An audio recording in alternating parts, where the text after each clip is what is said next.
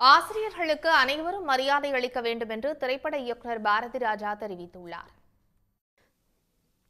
Vellore VIT பல்கலைக்கழகத்தில் stars திட்ட தின விழா நடைபெற்றது. இந்த நிகழ்ச்சியை இயக்குநர் பாரதி ராஜா, தயாரிப்பாளர் கலைப்புலி தானு, விஐடி பல்கலைக்கழக வேந்தர் விஸ்வநாதன் ஆகியோர் தொடங்கி வைத்தனர்.